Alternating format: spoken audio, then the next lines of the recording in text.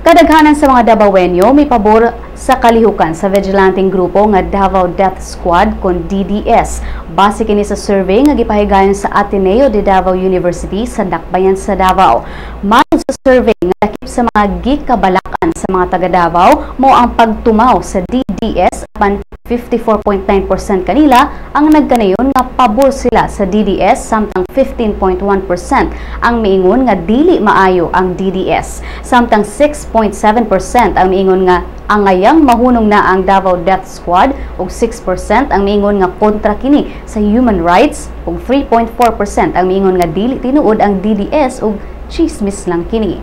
Ang maong survey gipahigayon ni atong Oktubre 19 hangtod 24 pinaagi sa face-to-face interview sa 600 ka mga respondents.